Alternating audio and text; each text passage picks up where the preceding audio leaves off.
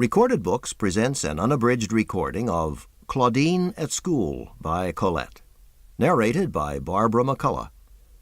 This performance is copyrighted 1989 by Recorded Books Incorporated. In 1900, Claudine at School, Colette's first novel, was published under her husband Willie's name.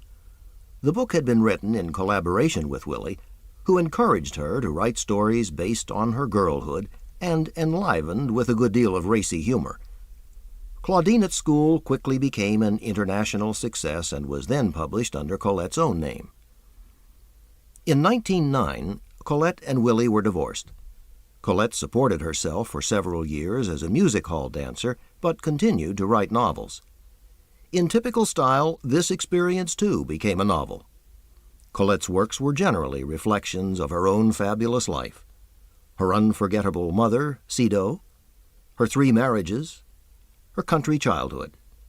All in all, she published more than 50 books before her death at the age of 81.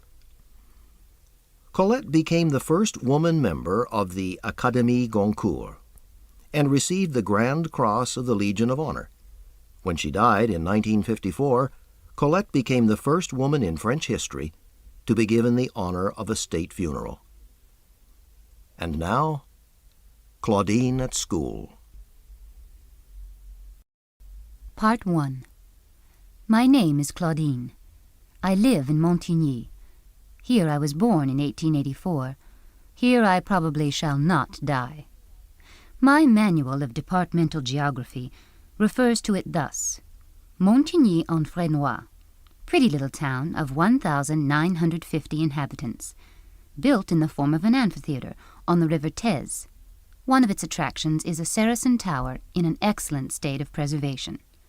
Well, such descriptions mean nothing to me.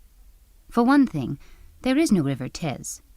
I know it is supposed to cut the fields just below the grade crossing, but at no season could you find enough of it to wash the feet of a sparrow. Montigny, built in the form of an amphitheater? Not to my eyes. I see it as a lot of houses which start tumbling down from the top of the hill to end in the valley below. They hang like a flight of steps, descending from the heavy chateau rebuilt under Louis XV, and already more dilapidated than the Saracen tower, low, completely cased in ivy, which each day eats away a little more of its crown. Also, it's a village, not a town. The streets, thank heaven, are not paved. The showers roll down them in little torrents, dry at the end of 2 hours. It's a village, not even a particularly pretty one, and yet I adore it. The charm and the delight of this countryside of hills and valleys, so narrow that some are ravines, are its woods, deep and invading, which ruffle and curl as far as the eye can reach. Green pastures perforate them here and there, and some small fields. Not many. The superb woods devour all. Therefore this lovely land is ghastly poor, with occasional isolated farms, so rare there are just enough of their red roofs to bring out the velvet green of the trees. Ah, the trees! I know them all. I've beaten my way through them so often. There are the copses, where the underbrush snatches villainously at your face as you pass by. These are full of sun, strawberries, lilies of the valley, and also snakes. I've shaken and suffocated with fear at seeing glide by my feet their small, revolting bodies, smooth and cold. 20 times I've pulled up short, panting, on finding beneath my hand among the anemones a prudent adder, rolled as neat as a snail, head up, petty golden eyes turned on me. Not dangerous, but terrifying. Still, I always end by returning there, alone or with my friends.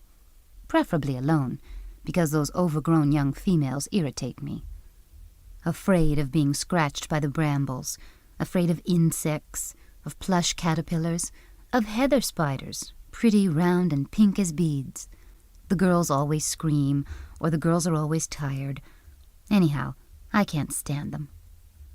Then there are my favorites, the big trees, 15 or 20 years old. My heart bleeds when I see them cut into. No brushwood here, but trees like columns, narrow paths where it's midnight at noon, and voice and footsteps fearfully resound. God, how I love them!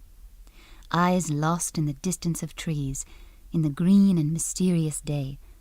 Among them I feel completely alone, at once perfectly peaceful and slightly anxious because of the solitude and vague obscurity.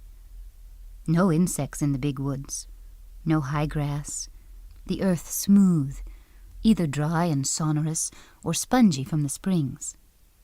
Here run rabbits with white sterns, timid deer whose passage can only be suspected, so fast they go. Boars, I never saw any. Wolves, I heard one once, early in the winter, when I was gathering beechnuts, those tasty, oily little beechnuts that tickle your throat and make you cough. Sometimes a rainstorm surprises you in the big woods.